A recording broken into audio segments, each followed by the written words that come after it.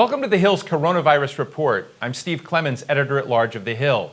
Each day we are interviewing consequential thought leaders in the battle against the coronavirus. Perhaps one of the greatest casualties from the coronavirus is trust. Trust in government, in news organizations, maybe in young people partying during spring break on Florida beaches. Trust all across society. Trust is the secret sauce of systems that work. And without trust, just about everything else falls apart.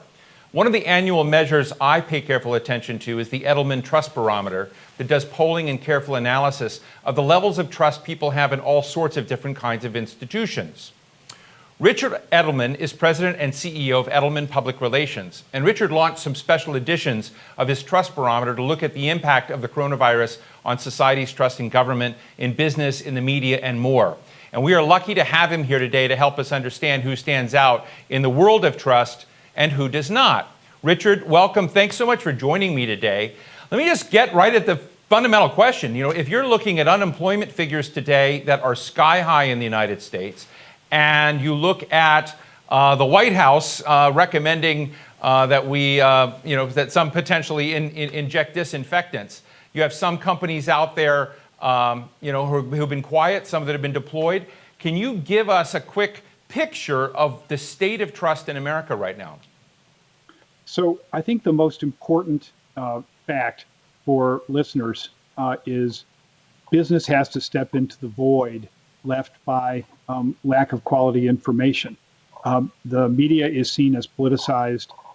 Government is seen as episodic. And so whether you're a corporation or your brand, you have a duty to inform your employees who then can share that information more broadly. And you also have an obligation to be in the business of solutions and not selling. You should be seen as somehow helping this country get back on its feet, to keep as many people as you can employed, to include small businesses in the supply chain, and make sure that you are looking to be a member of your community, that you're giving away food, that you're giving away product or time, and that you're protecting your employees above all. Well, I'm interested. I read your report, and one of the lines which you just mentioned is to companies and CEOs is to help solve, not sell. And I'm fascinated by that because we've seen some do well at this. We saw some price gouging in the business. We saw a lot of scrambling for masks. Who do you think has stood out as some of the companies that have helped to solve and not to sell? Well, I think two or three good examples. Unilever pledged to keep not only its employees, but also its suppliers. For instance, Sodexo operating the company cafeteria in New Jersey, even if the place is closed, they're paying those people through June. At the same time, Unilever has also expanded its financing terms for its small vendors and for its suppliers. And so that's really making, in a certain way, a company like a bank.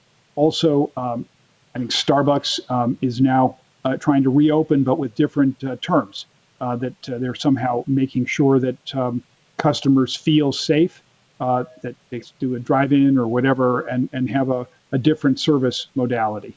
Also, Farmers Insurance cut the rates of its auto insurance by 25%. So each one of these in its own way is a significant action. That's the point for companies.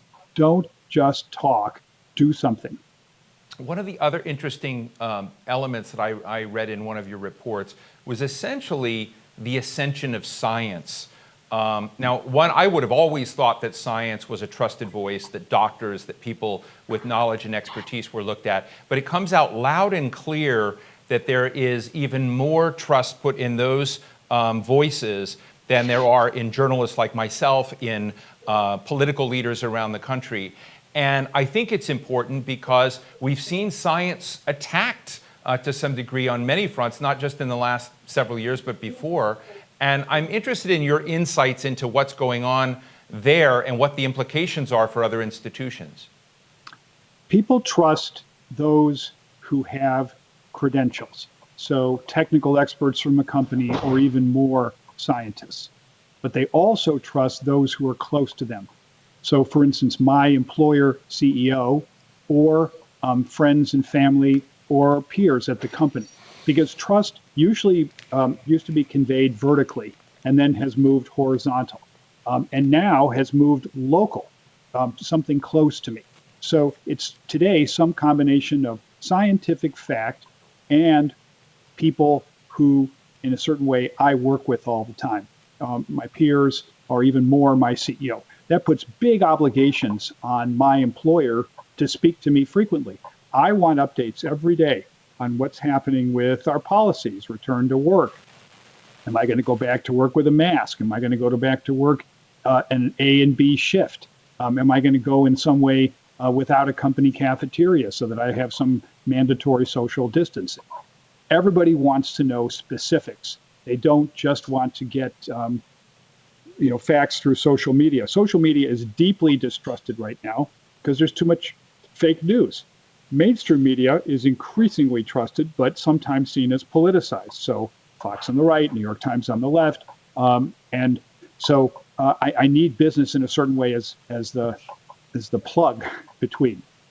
You know, one of the things I've started doing every day is watching my colleagues on Rising, on Hill TV, Crystal Ball and Sagar and Jetty, and they have a lot of viewers around the country that just don't buy the line that this bailout, that the CARE legislation that bailed out both people but also businesses is something that's not corrupt. And I've watched Shake Shack and other companies return the checks that they've gotten. And I'm interested in how you would recommend corporations swimming in this lane of doubt as they see so many people undermine, whether or not they, what they can do.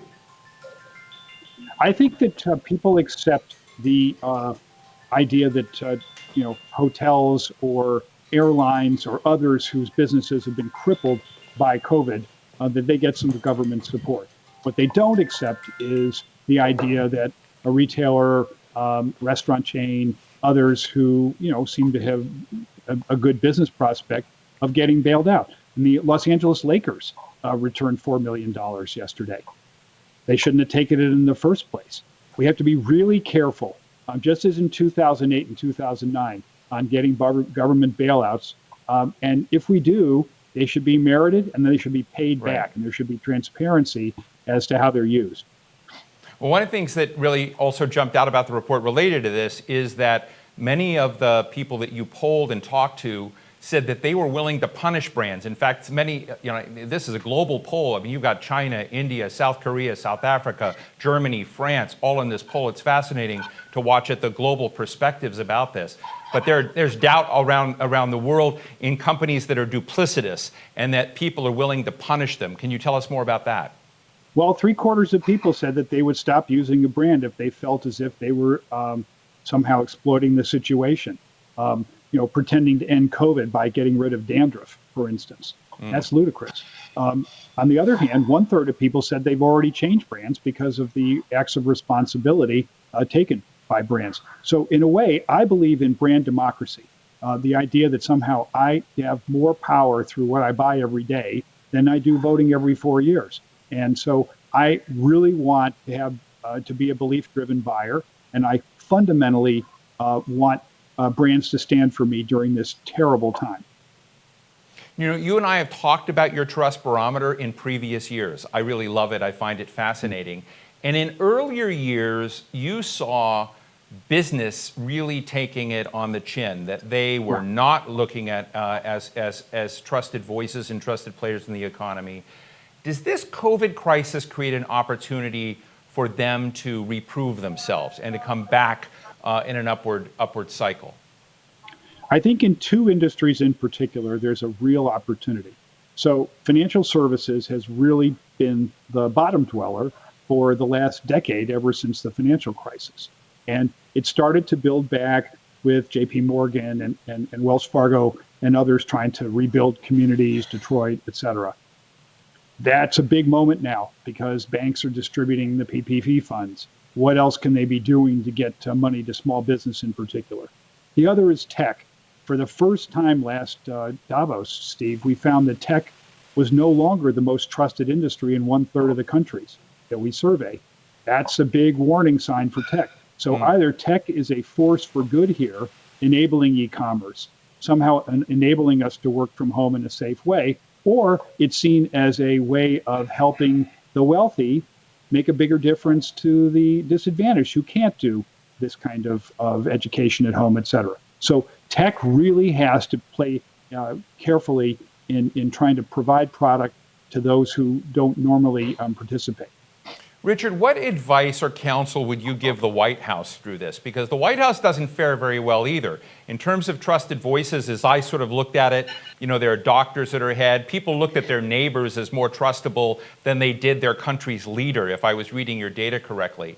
And, this is a president, President Trump, who thinks about branding and brands all the time. And what does he need to do a better job than he is of connecting at a trust level with the American public on this virus? I think the president's done a really good job of being available and being present and frequent. Where I think he could use a little more message discipline is not thinking aloud and making sure that he has credible sources such as Dr. Anthony Fauci and others around him who are carrying the science message.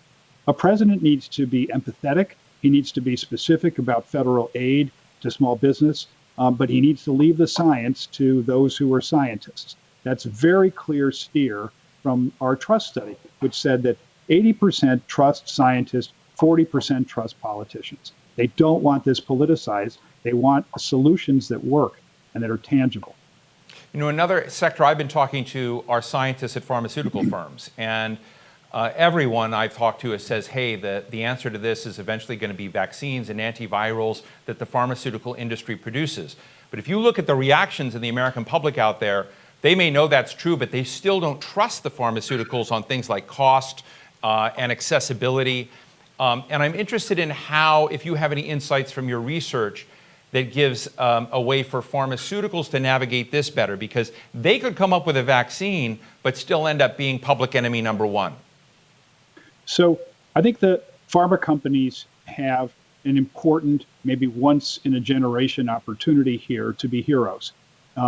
First, to give us some degree of immunity. Second, some certainty about whether we have the condition. But third, affordable, consistent product. And that we find it's distributed in a fair way, not just to those who have a lot of money, and also in a way that's not too nationalistic. One of the problems of being a multinational is you may make the product in Singapore, and then you're pulled by the president to bring it all to the U.S. instead of supplying it evenly across the world. So I think the real chance here is for pharma companies to have heroes. And it won't be the CEOs. It'll be the medical directors or the scientist who comes up with the new vaccine. And have the bench person with the white coat, the woman who comes up with the great idea, make that the face of the company. It's really a chance. Just in our last minute, Richard, I know that you're one of the best crises advisors in the world for people that have had a shock in trust. They've got a bad airplane. They've got, whatever it may be. And I sort of feel like we're in this high stress moment where re-achieving social trust across the board is going to be very tough. Imagine a crisis that a big company has gone through that they are doubted. They were beaten up by the president on masks or on supply chains. What are the 2 or 3 most important things for that brand of reestablishing itself as a trusted player with its consumers? I want to go back to the premise of solutions and not selling.